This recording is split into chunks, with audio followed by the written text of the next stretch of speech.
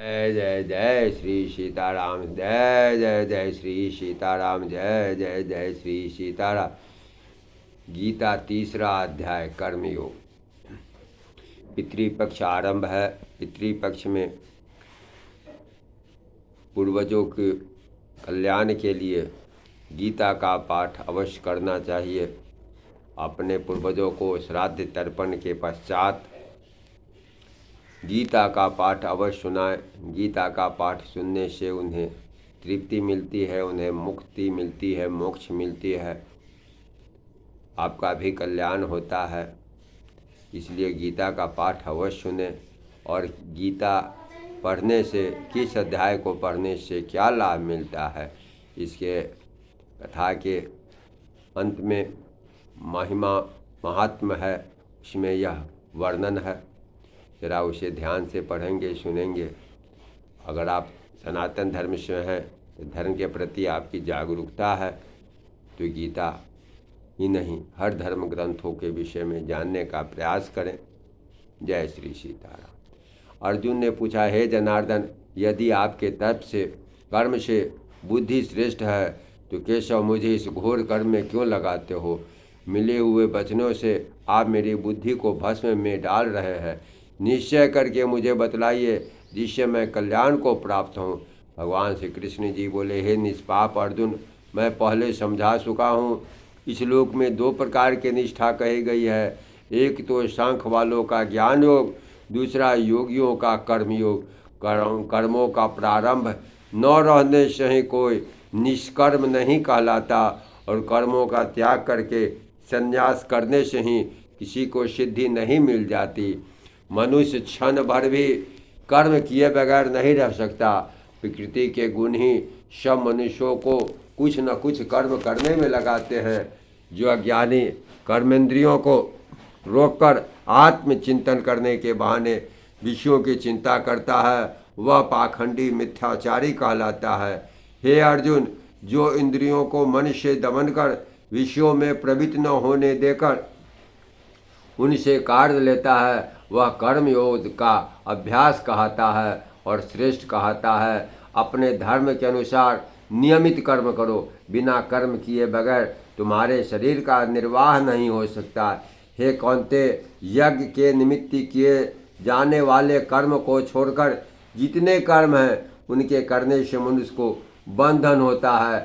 अतएव तुम फल की इच्छा त्याग कर यज्ञ के लिए कर्म करो। सृष्टि के प्रारंभ काल में ब्रह्मा जी ने यज्ञ सहित प्रजा को उत्पन्न कर प्रजा से कहा कि यज्ञ आदि कर्म करके वृद्धि को प्राप्त होगे। यही सब कर्म तुम्हारे निमित्त कामधेनु होंगे। इस यज्ञ से तुम देवताओं को संतुष्ट करते रहो, देवता भी तुमको संतुष्ट करेंगे। इस प्रकार परस्पर बर्ताव करते हुए तुम और देवता कल्याण को प्राप्त होगे। यज्ञ आदि कर्मों से प्रसन्न होकर देवता इच्छित सुख की सामग्रियाँ देंगे, परंतु उनके दिए हुए दान को जो बिना उनके भोग लगाए ग्रहण करता है, वह चोर है। पंच महायज्ञ करके शेष बचा हुआ भोग ग्रहण करते हैं, वे सब पापों से मुक्त हो जाते हैं। और जो अपने निमित्त ही अन्न पकाते हैं, वे पापी पुरुष पाप को ही भक्षण करते हैं। अन्न से प्राणियों की उत्पत्ति होती है। अन्न मेघ से उत्पन्न होता है। मेघ यज्ञ द्वारा जल बरसाता है, और यज्ञ की उत्पत्ति कर्म से होती है। कर्म की उत्पत्ति ब्रह्म से हुई, और ब्रह्म अक्षर परमात्मा से। इस कारण सदा सब पदार्थों में रहने वाला जो ब्रह्म है, वह सब यज्ञों में प्रस्तुत है। हे पार्थ, इस प्रकार चलाए हुए कर्म के चक्र के अनुसार जो नहीं चलता, वह पापमय है। जो पुरुष आत्मा में ही रत रहता है और आत्मानंद अनुभव से तृप्त रहता है, उसे भी कुछ भी कार्य शेष नहीं। यह कोई कर्म करे या न करे, उसको कोई प्रयोजन अथवा लाभ नहीं है।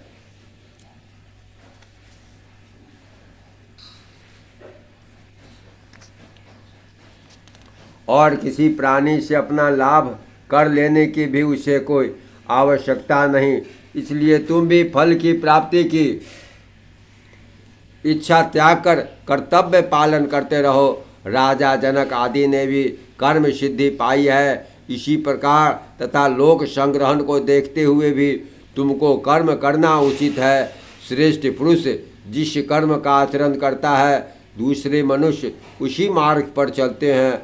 वह जिसको प्रामाणिक मानता है उसी के अनुसार सब उत्तम मानते हैं। हे पार्थ, मुझको तीनों लोकों में कुछ भी कर्म शेष न रहा, न कोई अप्राप्त वस्तु प्राप्त करनी है, फिर भी मैं कर्म करता ही रहता हूँ।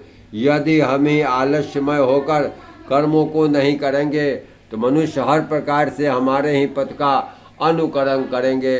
जो मैं ही न करूं तो सब लोग भी न करने से नष्ट हो जाएंगे। उससे मैं ही वर्ण संकरों के उत्पन्न करने का हेतु बनकर प्रजा को नष्ट करने वाला समझा जाऊंगा।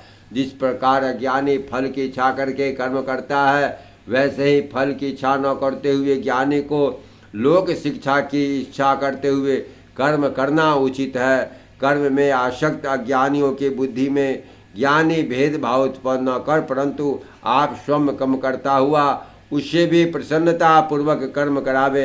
हे अर्जुन, सब कर्म प्रकृति के गुण से ही उत्पन्न होते हैं, परंतु जिनकी बुद्धि अहंकार से भ्रष्ट है ऐसे मूर्ख लोग समझते हैं कि हम करता हैं, परंतु जो गुण और कर्म के विभाग को सच्चा तत्व जानता है वह ज्ञानी पुरुष यह समझकर इसमें आसक्त नहीं होता कि गुणों का यह खेल आपस में हो रहा है।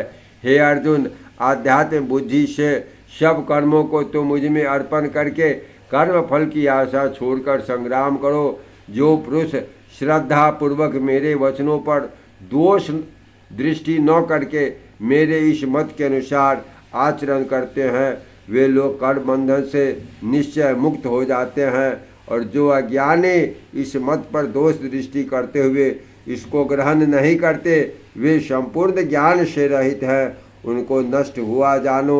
अपना कठिन धर्म भी दूसरे के सहज धर्म से हितकर होता है।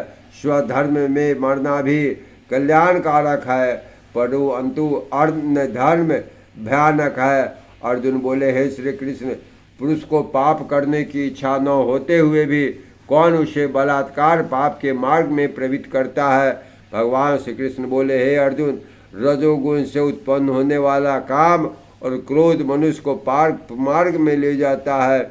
उन्हें करके उत्पन्न इच्छा कभी तृप्त नहीं होती। ये महापापी और घोर शत्रु हैं। जैसे धुआं से अग्नि, धूल से दर्पण, झिल्ली से गर्भ का बालक ढका रहता है, उसी प्रकार विषय की इच्छा से आत्मज्ञान ढका हुआ है।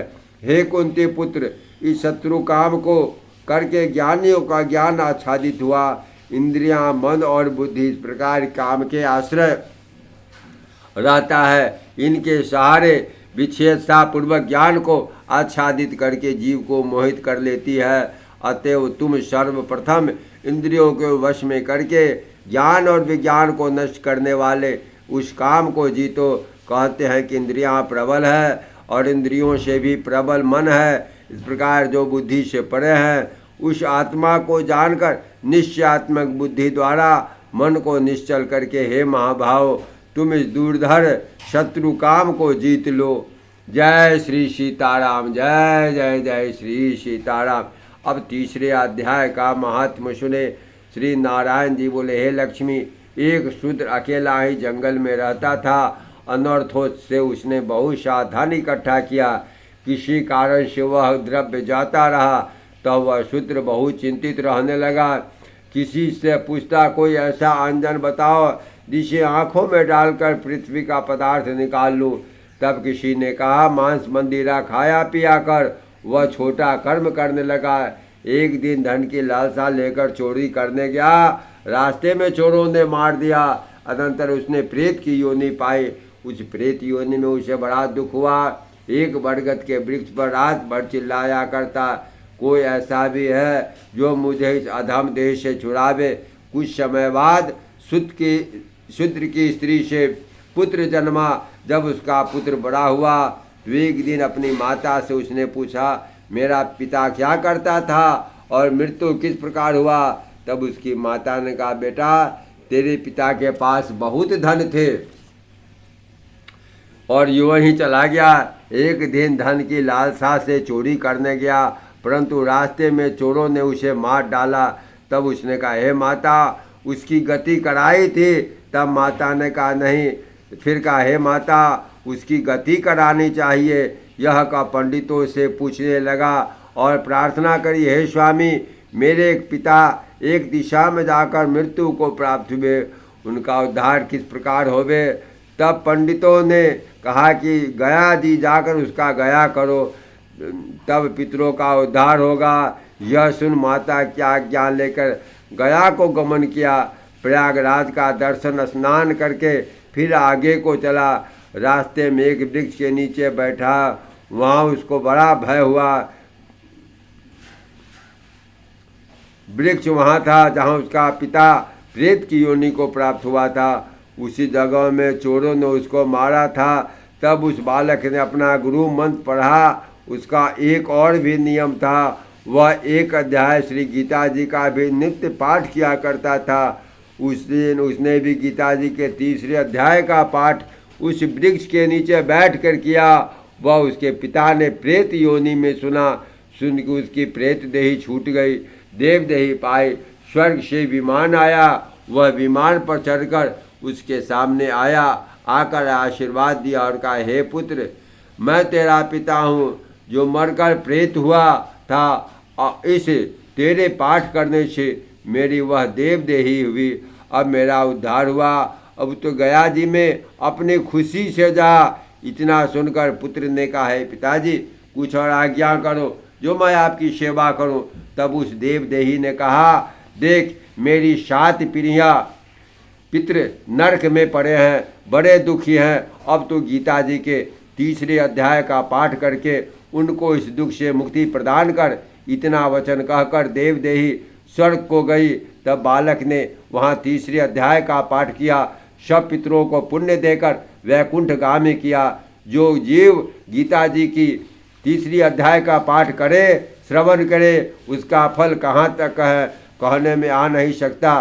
तब नारायण ने कहा, हे लक्ष्मी, यह 3रे अध्याय का जो फल मैंने तुझे कहा सो तूने सुना। जय श्री सीताराम, जय जय जय श्री सीताराम, जय जय जय श्री सीताराम। मंगलम भगवान विष्णु, मंगलम गरुड़ध्वज, मंगलम पुंडरीकाक्षाय, मंगलाय तनो हरि।